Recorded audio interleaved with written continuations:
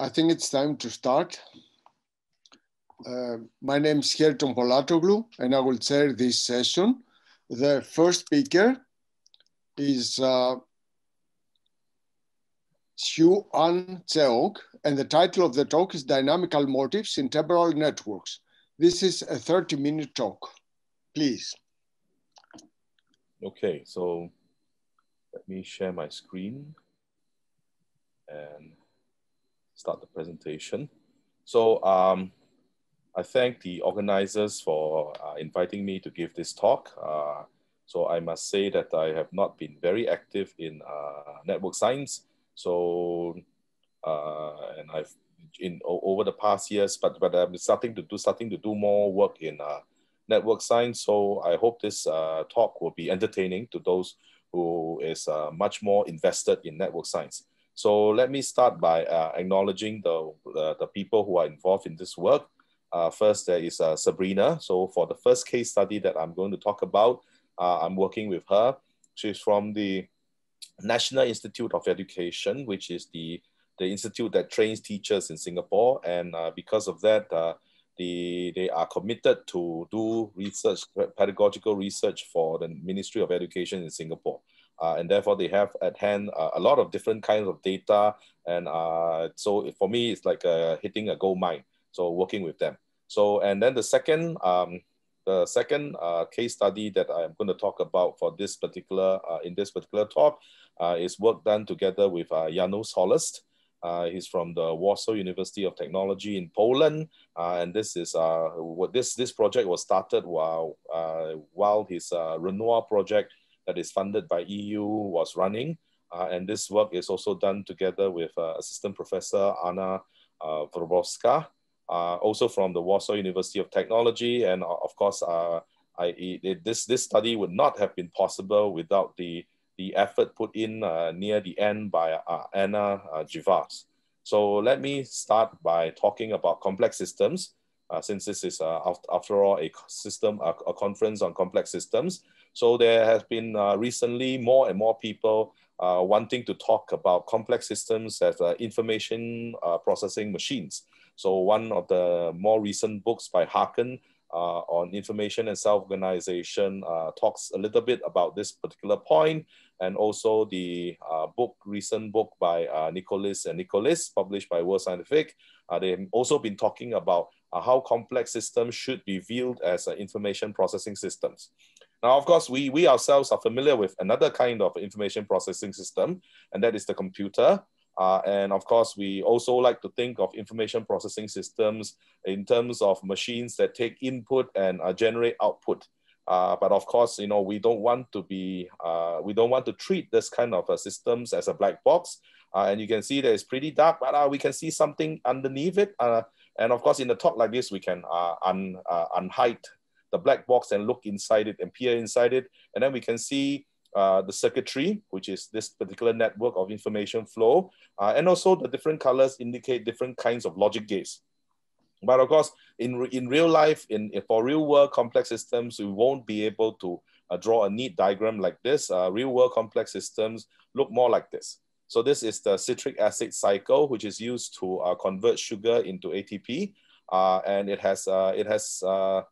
doesn't have moving parts, but it has many, many components that need to operate in a cyclical fashion in order to achieve the purpose it is built for, which is to convert sugar and other metabolites into ATP, which then can be used in cellular processes.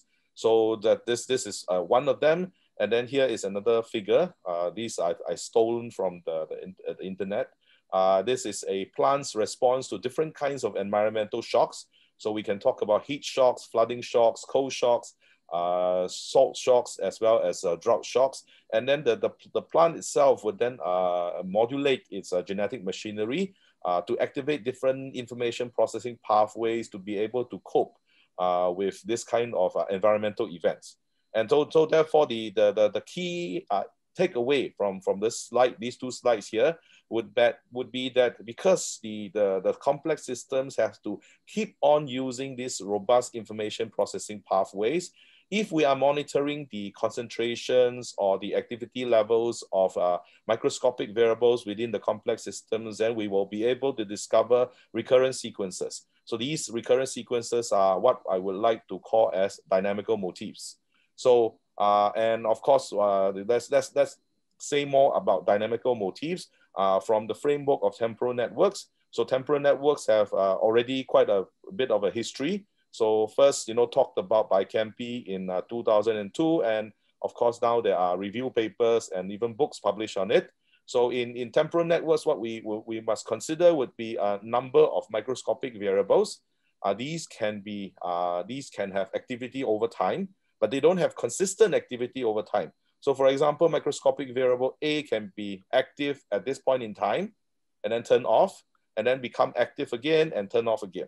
And then microscopic variable B can become active, let's say within the activity span of microscopic variable A, and then turn off before A turns off, and then turn back on again when A is off, and turn back off before A becomes on again, and so on and so forth. So we can track these microscopic variables, and it is not enough just to plot these kind of activity as a function of time. We need to also understand what are their connections. So in the complex systems, the microscopic variables interact with each other. So if we know all the links, for example, these links are between A and B, and then between A and C, between C and B, between C and D, and so on and so forth. So in a particular temporal network where the links are also known very in great detail would be the execution network of functions in the complex software. So in this kind of a complex system, we know all the microscopic variables, which are functions, and then we know when they are executed, when they become active, and we also know which function call which other function by making the software actually dump a activity log. But also in other cases, for example, a gene expression network, we will know all the microscopic variables. These are the genes. Okay, and then these would have links, but the links cannot, of course, genetic machinery is not going to dump an activity log, but we can perform the independent experiments to actually test the links independently, infer the links, or in other kind of complex systems, we may have no choice but actually to perform some kind of statistical inference of the links. Now, if we were to do that, then we need to consider various kinds of definitions of transitions. So for example, we can say that, okay, we can adopt a very simple definition of transition. And that is if A comes before B, then we say that there might be a link between A and B, might be. So we need to afterwards test whether this link is real or is just spurious, but we have to have some consistent definition to work with in the beginning. So one of them would be just precedence only. Sorry for the misspelling. So for example, A is active first, and then B, then C. So we can draw links from A to B and to C. And we can also draw links from A to further activation episodes of B because it came before these episodes. So one of the objections might be that, by the time that this particular B is activated, A has been inactive for a while. So maybe we want to modify the definition of the transition to consider it to be precedence while active. That means that, this particular link down here, we will just kill because by the time it is activated, the A has already become inactive. Of course, there is a new instance of A's activity here. So we would then draw a link, particular activation episode of A to this activation episode of B that I'm showing. And of course, we can adopt other kinds of definitions of transitions. And maybe, there is no one good definition that will suit all complex systems. We have to think about what is the specific complex systems we are dealing with in order to define the transition. And then, of course, ultimately, we need to perform some kind of testing to eliminate this kind of precedents that are occurring merely by chance. So one way to do it would be to, so I'm going to talk about how to do it. First, let me introduce the first case study, and this is to find dynamical motifs in pedagogy data. So the first data set comes from a setting like this, that looks very similar to this. Of course, it is in Singapore, but unfortunately, when Sabrina goes out to collect data she didn't bring a photographer along, so I have to steal a photograph from the World Wide Web and post it down here. This is called a shared book reading session, SBR. So that means the teacher will put one big picture book in front of the class and then start reading and start asking questions and interacting with the children to improve their language ability. So this is this happens in preschool. So in elementary school, this does not happen at all, because then there will be more focus onto methods and techniques and rules, whereas here it is just to get the children to learn new words. Okay, so we managed to record the shared book reading sessions for about 31 teachers, and they handle about 505 children in total. A total of 37 sessions were recorded. Some of the teachers were recorded twice. And then we adopted some kind of coding scheme, because what happens is that we just watch the video. A human being watching the video, an expert watching the video, will know at what point the teacher is trying to do what kind of thing. So we designate those as individual variables, and there are a total of 26 of them. Okay, so this is a table showing all the different kinds of variables. So we first organize the variables into teacher comments and questions. And then, of course, in the education research community, they are interested in whether the questions or comments that the teacher asks require a lot of cognitive effort from the children or no. So we also distinguish between high-level cognitive strategies, mid-level cognitive strategies, and low-level cognitive strategies. And then there are, of course, different kinds of activities. So for example, for high cognitive level strategy, the teacher may be asking the picture and asking the children to arrive at some kind of conclusion. So this will be inference. And then of course, there will be reflection, classification, and so on and so forth. But of course, these are not the only things that happen during a shared book reading session like this. The teacher may be actually managing the class, sit down, keep quiet, don't look at the back, don't talk to your friends. So these are other management talks. Then we call these, we code this as as 4. And then our greatest interest is, of course, how the children are responding. So here, Sabrina only cares about whether the children are responding individually or they're responding as a group. So these are the 26 variables that that she is interested in. And from the coded data, we could look at transitions between these different variables and then plot a static network that looks pretty much like this. So 1 is the narration itself, and then 2s are comments, 3s are questions, and then 4 is management talk, 5.1, 5.2, these are individual response and group response by the children. And these transitions shown down here, they are statistically significant. So you can see that certain variables are not that important. Whereas other variables, for example, you can see that this is very much a source, although they are also very much a sink, but there are also transitions going out of the group response to other variables. But of course, the thing is, this much has actually already been done in the education literature. So people have started studying transitions between teachers and children. So that means what activity that the teacher chooses to do and how the children actually respond. This much people have actually done it in education. So we want to push ourselves and see whether we can identify much longer kind of motifs in the data. And the way we did it is to make use of a method we call the dictionary method. And that is first to map the string. So first I show you the header of the transcript file. This is what all transcript files will have, some kind of a header. And then this is the body of the transcript file. So there will be lines that look like this. And then there will be so that this is the variable. And then this is what the teacher is actually saying. The teacher is saying I in Mandarin. And then after that, the teacher says I, okay, good, be quiet, and then so on and so forth. And then you can see that the CHI will be responses from children.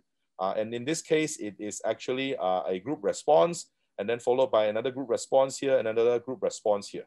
So in order to use this dictionary method, we have to first map the variables to letters in the alphabet. So we chose to map them to uppercase alphabets. So W, Z, 2, 3, 5, and so on and so forth.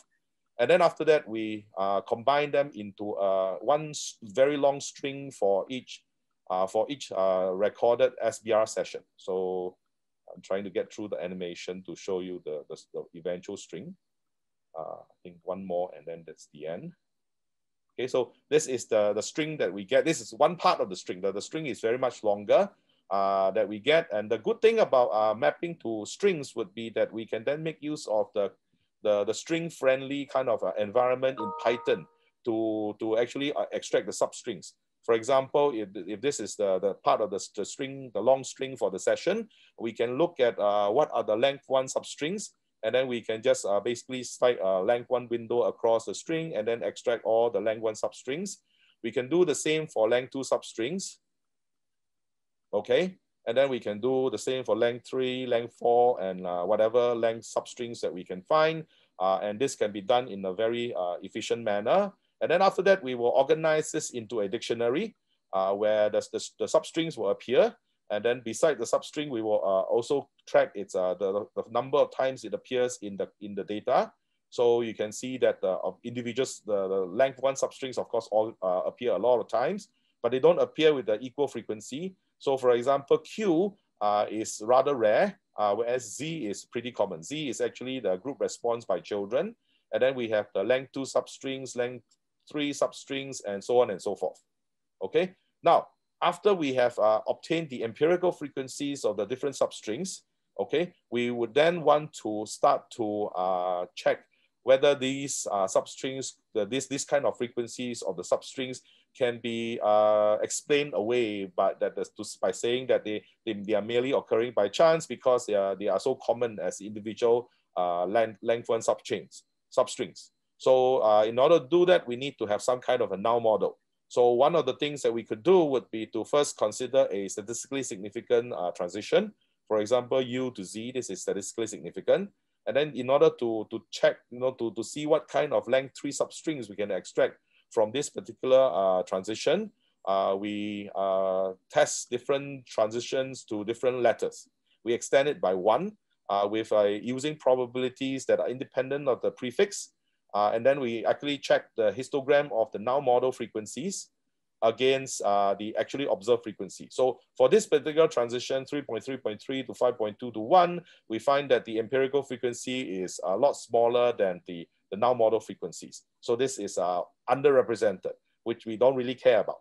And then of course, for this other transition from this other length 3 sequence, 3.3.3 to 5.2 to 2.3.3, the empirical frequency lies smack in the middle of the null model frequencies. So the observed frequency is therefore indistinguishable from the claim that it could be explained by pure chance alone.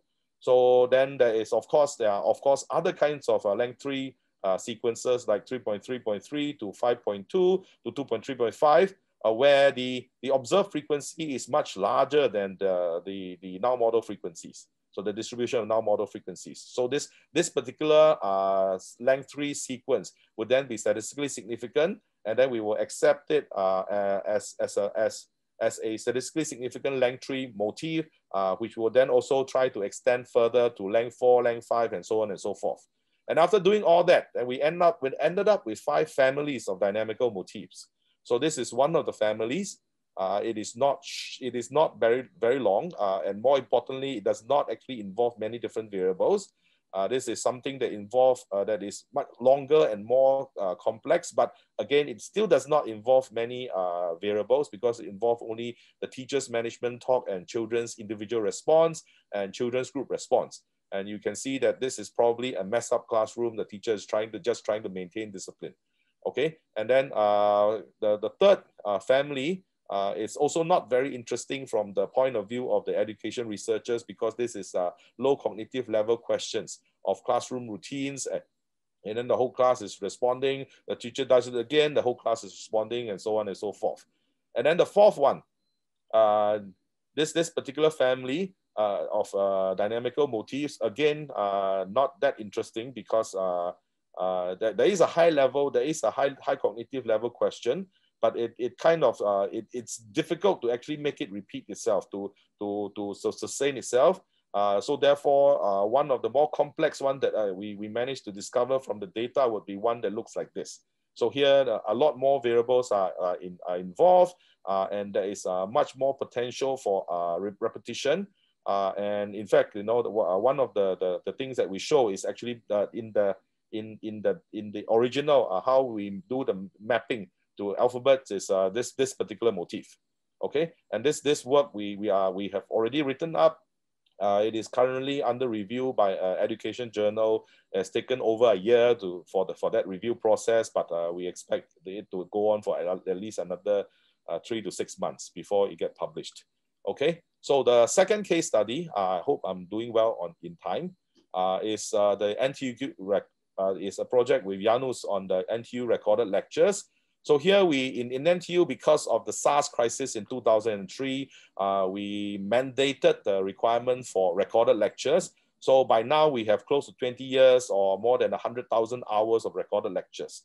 So for a long time, nobody wanted to look at this particular data set. Nobody wanted to treat this as a data set, but we started to think that we might actually use it for something useful. So this is a screenshot of myself actually giving one of these lectures that are recorded.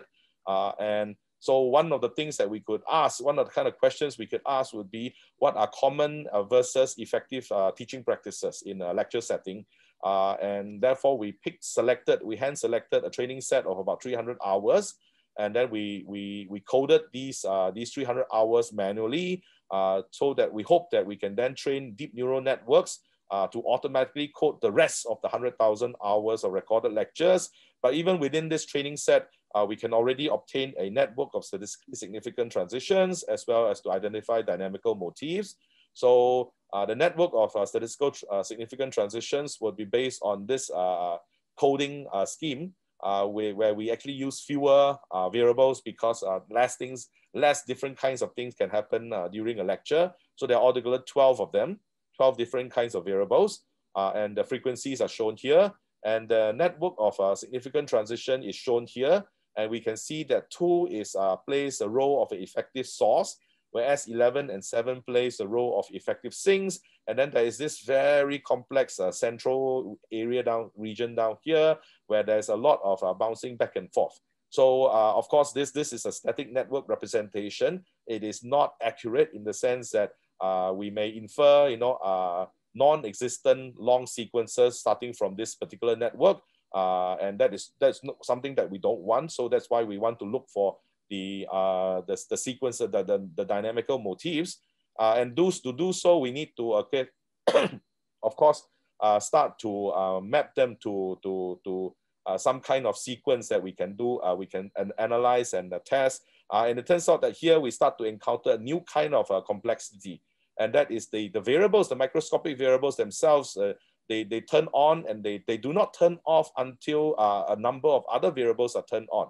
So what happens is that in addition to the time steps, you actually have also a spatial cross-section. And this spatial cross-section can be different from time step to time step. And therefore so this is the activation and extinction sequence that we measure from the coding. And then of course we need to first encapsulate it in some kind of abstract representation, which we call a precedence matrix. And then after that, we can then organize this into a space-time sequence. So this would be a length 4 spatial cross-section, making a transition to a length 1 spatial cross-section, and then so on and so forth. And then of course, eventually we need to test this against null models. And it is not, we have tried actually, but it is not easy to come up with a simple generative null model to test against. So we just reshuffle the sequence. So these are empirical sequences, and then we should reshuffle them many times to obtain null model sequences. And then we can then compute the appearance of different substrings in these null model sequences and then do the testing. And then we ended up with these kind of dynamical motifs. These are length 3 motifs. So I show these because these two are put together because they are very similar in the sense that the last variable is different. In the center variable, there's one additional stuff here, but otherwise they are pretty similar. You can see that these two are the same thing, and then using questions. And then there are a number of these kind of families. So here's another bunch of families. Here's yet another bunch of families. And then finally, let me just show you two length 8 family of dynamical motifs. And you can see that the central region now here, this is exactly the same. So this is then compatible with our understanding of biological evolution, in the sense that, you know, longer sequences are made up by modular units that have consist of shorter sequences. So we can therefore think of this as one particular module, and then you can then attach prefixes and suffixes to it to achieve different kinds of functions. Of course, we don't really understand the function yet at this point, but I think this is a good starting point. So with this, let me, and of course, we are in the process of writing up this paper. We have not submitted yet. So let me just conclude. So the starting point of this particular talk is that information processing in complex systems can lead to recurrent sequences or dynamical motifs, which are then possible to detect statistically. So we tried this for two particular case studies. One first on the case shared book reading, where we actually video recorded the sessions and then annotated them, and then looked at the transition variables to create a static network representation, as well as perform statistical tests against null models to obtain temporal motifs. And then for the second case study on NTU recorded lectures, we coded a 300+ hour training set to 12 variables for the purpose of deep learning to annotate the rest. But we find that we can still, this training set is still useful for identification of space-time motifs. So this space-time motif I guess it's a concept that is not very well explored in the literature of in the network science literature. So with this, I thank you for your attention. Happy to take questions. Thank you very much. Thank you, the speaker. We have time for questions, please.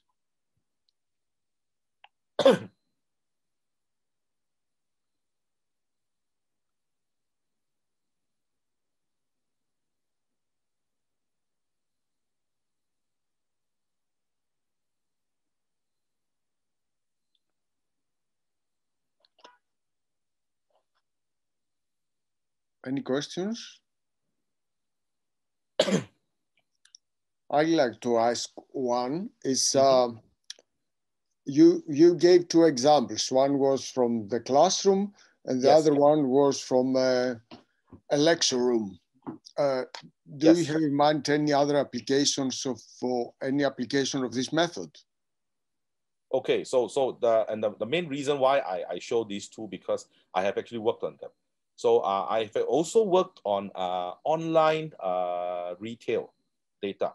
So there was this online retailer. They have transaction records, and they effectively show the member, because they have a membership scheme. The member logs in and then start to click on different buttons on the website to do different things, and then their interest would be how many people actually bought something.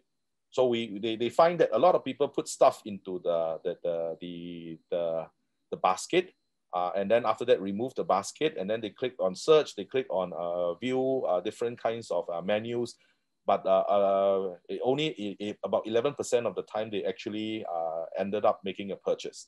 So we have used this kind of ideas to analyze data like that. And of course, it can also be used to analyze complex software. That was one of the first examples that I mentioned. And there are other kind of situations that I can imagine. If we have traffic data, very detailed traffic data, we could also analyze in this way to understand information processing. So of course, we're not at the stage where we can tell you for a given motif, you know, what kind of information processing it is doing, but we're hoping to get there one day. Thank you very much. I had a question. Okay, please. I'm Professor Nivedita there from Delhi University, and I was wondering if we could use some of what you're doing to protein data, that is amino acid sequences, Yes. And what is the result one would expect from the type of thing that you are trying to do? So can I maybe just clarify whether you're talking about the sequence or the what is the correct word for it? So so are we talking about transcriptome data, or are we just talking about the proteins with the amino acid and the family Oh, okay. Different proteins. So effectively just looking at the variables, not the dynamics.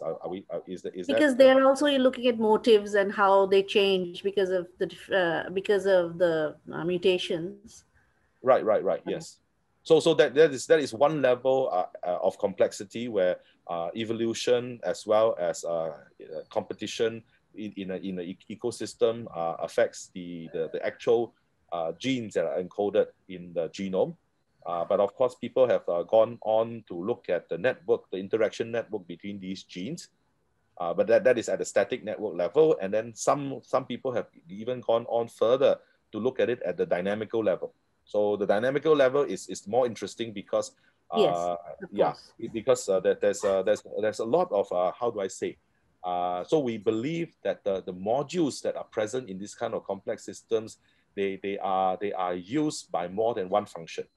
So for example, in the length 8, in this particular length 8 motif that I show, these two length 8 motif that I show here, this center module is exactly the same. So effectively, the instructor knows how to go through this sequence almost, without thinking. So the only thing new that requires, so I guess, a conscious effort would be this part here as well as the ending part. So okay, of course, so what are the questions actually that you can probe in this the method that you have? So we are thinking of looking into evolution. So that is the first thing. Then the other possibility would be in some sense it's the evolution of the family of proteins. Yes. But then what is it that you in this method will you be able to answer? Okay, so you I think which question is it that you will be able to answer? So we are interested in the evolution of functions. Yes. That means that okay. Of course in when talking about evolution, my assumption is that the system started simpler and became more complex over time. So in order to become more complex over time, some of the existing functions must be first duplicated, mutated, and then used to do something very, very different from its original purpose. So we hope to find these kind of motifs in our data set. We're not very optimistic because the current data set is small, but when we have the whole corpus coded, we should be able to see them. I see. Okay. Thank you very much. Thank you very much. Very interesting talk. Now we go to the next talk, who will be delivered by Giulia Bertagnolli, and the title is Quantifying the Efficiency of Network Flows. Yeah, I pre-recorded my presentation. I'm not able to share the screen. Okay, yes. So this one. Johan, you have to stop sharing, please. Okay, are you able to see my screen? Not yet. No, not yet. Okay, I will try again. No, Johan forgot his stop sharing. Just give me a second, so I will. Yeah. Participants sharing.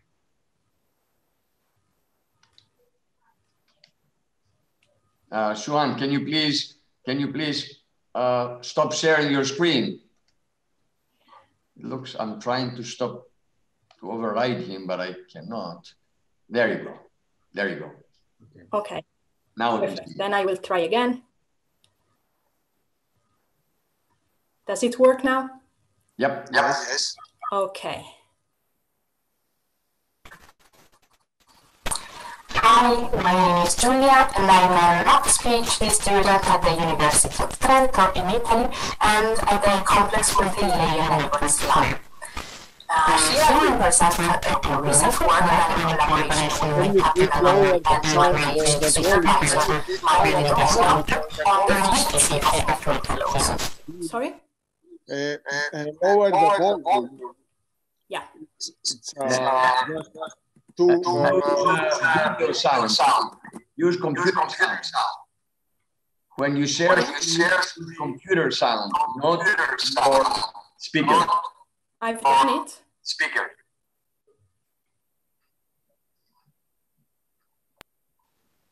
Communication efficiency was defined in 2001 by Motifs for an unweighted and possibly directed network. The definition is based on the assumption that the path a message has to follow in order to reach its recipient, the most efficient will be the communication. So the global descriptor is then obtained averaging overall possible pairwise efficiency. This descriptor has several desirable properties.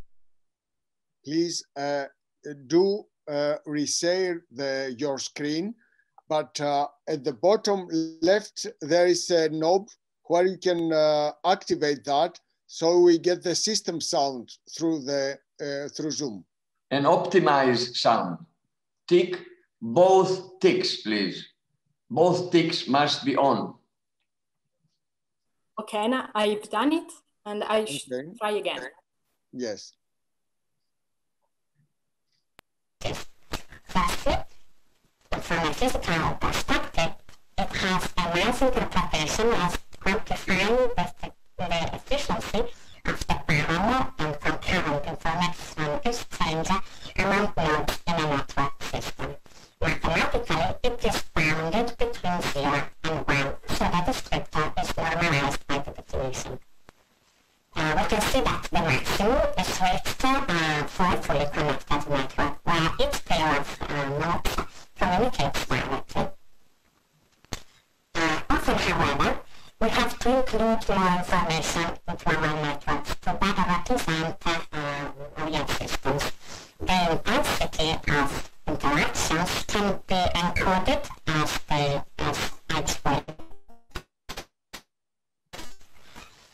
Sometimes this intensity is a structural strength, as for example for the number of fibers between the regions. Sometimes they are flows of quantities between the units of the systems, as for example as the number of passengers between two airports. Connected to the connection strength is also the connection cost, which is necessary, for example, to compute weighted distances. So if only the weights are given, the intensity are given, costs are usually provided as functions of the weights. Here we assume that weights are positive reals, and we compute costs as the reciprocals of the weights. But now, when we compute a weighted shortest path or least resistance. So, could you hear the sound? Because I receive messages that it's not does not work. No, we cannot hear your sound at all. Okay. Maybe you can see and give it in a person. Okay, then I... So the transparencies, mute your sound in your computer and speak about it instead of the video. Yep. Because now we can hear you very well. We can hear you excellent. Then I will just... Give me just a minute. Okay.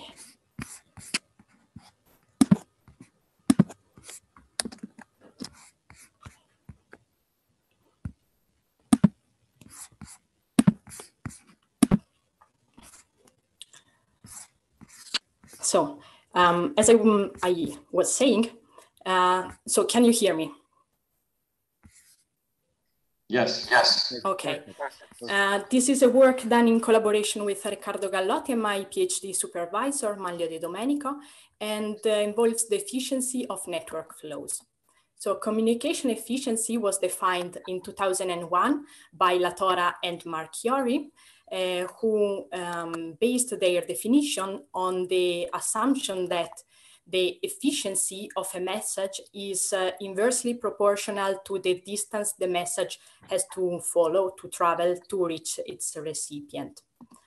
So the global descriptor is an average of pairwise efficiencies. And this descriptor, this topological descriptor, has many desirable properties. For example, it can be interpreted physically as quantifying the efficiency of parallel and concurrent information exchange among nodes in a network system.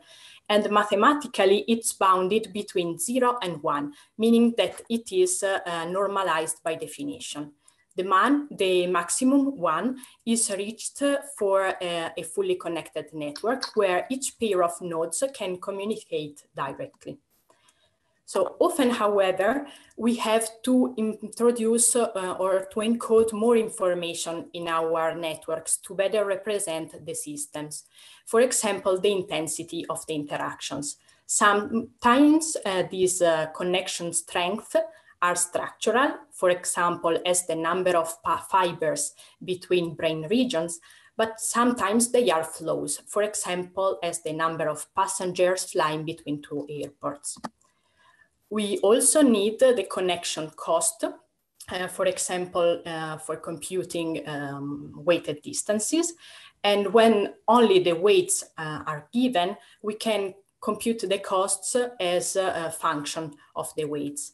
Here we assume that weights are positive reals, and so we define costs as the inverse of these weights. So when we compute shortest path distances now with using the usual Dijkstra's algorithm, we are minimizing the sum of costs over paths. And you can see in the example in the right picture that the distances are now reals and their inverse could be larger than 1. So that we cannot use the usual, the previous formula to compute the weighted communication efficiency, because we will end up with a non-normalized descriptor in general. So the idea of Latora and Marchiori again in 2003 was to take the weighted efficiency of network G and divide it by the efficiency of an ideal version of the network G, which should be fully connected, and for which the pairwise distances, called by the authors in this case physical distances, have to fulfill this normalization constraint for a proper normalization. So although the authors call these distances LIJ physical distances, they are actually ad hoc transformations of the weights. They depend on the network we have. They may depend on the additional metadata we are not always able to find. And it is not always easy to prove that the transformation we are using satisfies this normalization constraint.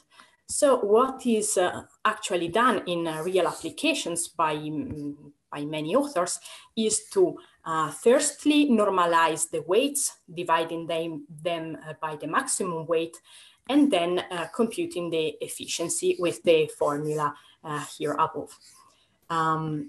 This is equivalent to computing the weighted descriptor, the non-normalized one with respect to the original weights, and then dividing this efficiency by the maximum weight. So this normalization is quite strong, because we are claiming that the most efficient version of our network G is actually a fully connected network where every edge has maximum weight. So we proposed a new approach, introducing what we called the total flows. So again, with Dijkstra's algorithm, we look for the least resistance paths, minimizing the sum of costs. And along these shortest paths, we also compute the total flow, so the sum of the weights. Then we are able to build the adjacency matrix of our ideal network, which we called W-idea, averaging the two information sources, W, the weighted adjacency matrix of our original network, and Phi, the matrix of total pairwise flows. Then we define the physical distances Lij as the reciprocals of these ideal weights. We proved in the paper that this transformation always satisfy the normalization constraint. And so finally, we can define our global communication efficiency descriptor, which is properly normalized. We tested this descriptor on both synthetic and real networks. So for synthetic networks, we built two sets of synthetic networks, both based with a trivial topology, so that we could split the effect of the topology and the contribution of the weights to the global efficiency. We started from a full connected network, and we sampled from a Poisson distribution with a varying parameter lambda for simulating homogeneous weights, and from a power law distribution with varying parameter alpha for the heterogeneous weights. So you can see, so in the panel B, we plotted some of this distribution, and you can see that as the parameters lambda and alpha grow, the tails of the distribution become lighter. So we can say that the distribution becomes less heterogeneous. And this is reflected in the box plot of the global communication efficiency. You can see that the communication efficiency of the networks with homogeneous flow are in general larger than the efficiency of the network with heterogeneous flows. And when the heterogeneity becomes less, the communication efficiency increases. In the bottom panel, we performed a targeted bond percolation, removing edges in decreasing weight order. So, and we computed different efficiency descriptors at each removal step. We can see that the topological efficiency is always larger than the weighted ones. And this tells us that if we don't take into account weights, we may overestimate the efficiency of a system. Then we can see that the green line is our global communication efficiency, and overall in the bottom right panel plot, we can see that removing the heaviest links increases the global communication efficiency of our network. And this is due to the fact that we are again decreasing the heterogeneity of the weights. Concerning real networks, we have here 4, and we can see that the internal migration network in Vietnam is topologically the most efficient. And this is because it is a fully connected network. A human brain network then is topologically more efficient than the airport's network. But if we take into account the weights, these two networks behave very similarly. Finally, we can see that the trade network of T is the most inefficient both topologically and concerning the flows. So to conclude, we have to take into account weights and flows if we want to avoid the overestimation of the efficiency of our system. And interestingly, we have shown that for increasing the efficiency of networks, it may not be necessary to add new links, but perhaps just to rearrange the flows to decrease the heterogeneity, and so that we don't have a particular path that that monopolizes all the information paths. So thank you for your attention. Excuse me for the technical problems. And if you have questions, I'm glad to answer. Thank you very much. But now time. So one question, please, if there's one. Okay, yeah. Okay, I don't see any. No. Okay, thank you very much. We go to the next talk.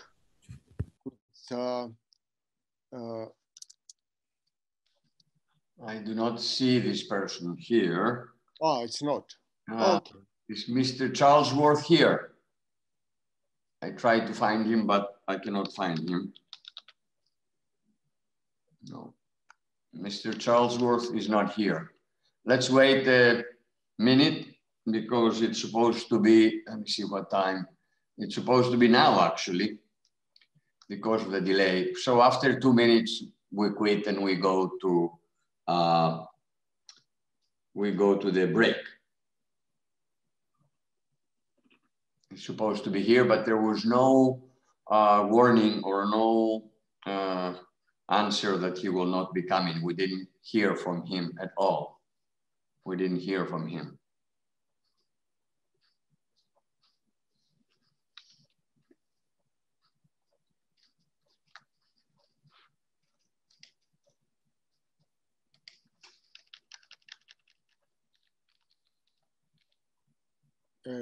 We have a comment from Matus.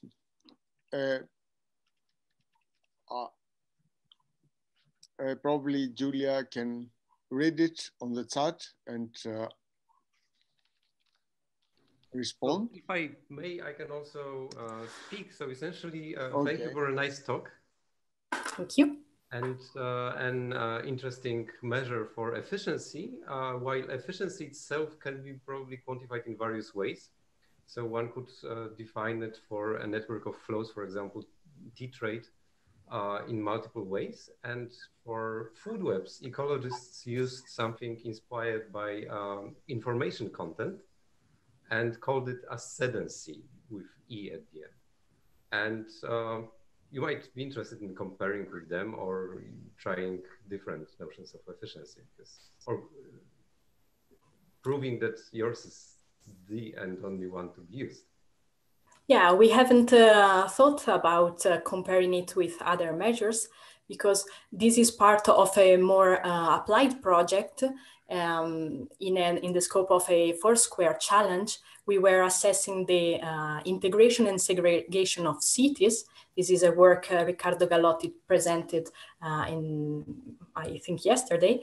And we wanted to use this efficiency measure proposed by Latora and Marchiori because it's very used, but in the weighted case, several normalization appear and then no one really asks this question, why am I normalizing in this way? Is it correct? Is it actually normalized, or is it smaller than one just by chance, which also happens? And so we worked on this measure in particular for this reason. But yeah, it would be nice for future work. Thank you. Okay. Thanks. So we don't have any other questions, and the speaker didn't appear. We can conclude this session. Thank all the speakers and all the attendees, and wish a continuation to this. Thank you, Harry. Thank you very much. Next is a break, and people can move to the gather rooms if they wish so. So we meet again 5 minutes past the hour, which is 35 minutes from now, 5 minutes past the hour. And it is next plenary session on from Professor Jackson from Stanford.